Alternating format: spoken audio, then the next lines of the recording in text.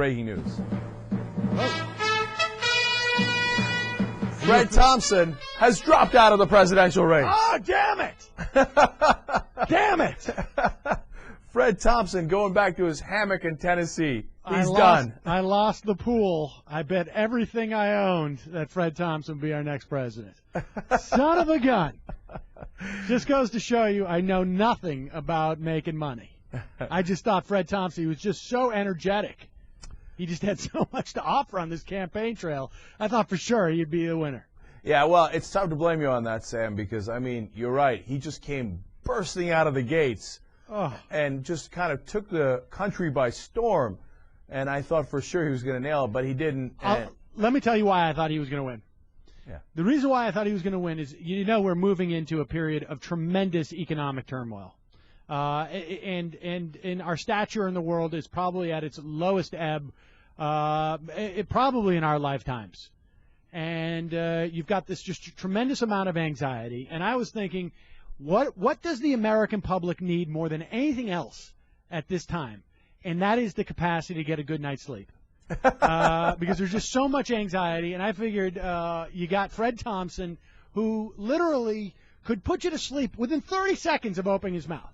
I mean, just spoke so slowly and really saying nothing that it was just, he was so much healthier for you than Ambien. I just figured that's what the American public was crying out for. I guess it's not to be. Sam, I thought you were going to go in a different direction, which also makes sense, that he was a giant sleep advocate. And he practiced what he preached. I mean, he was asleep for most of the campaign. So, and I loved the stories coming out of New Hampshire where he was supposed to do all these stops, and instead he'd stay home in Tennessee and say, I got other things. Really, what other concerns did you have before New Hampshire, then New Hampshire if you're running for president?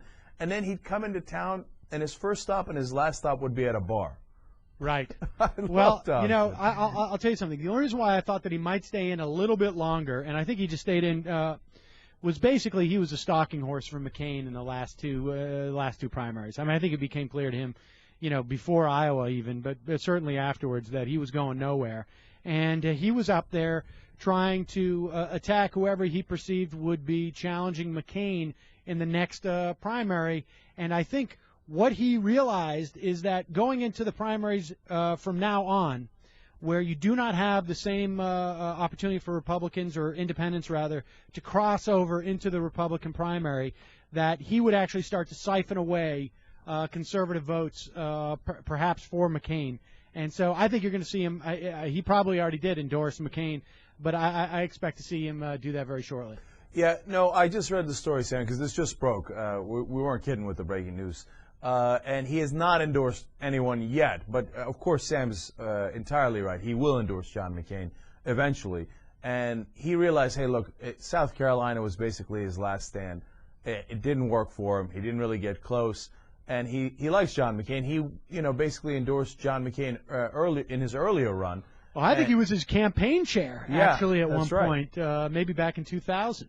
I think that's right. And so he's going to do that again. And now, whether his supporters go to John McCain, what little there is of Fred Thompson supporters, is another question, because he was theoretically the conservative guy in the race, and that's how he positioned himself, even though his record is not entirely as conservative as he painted it out to be.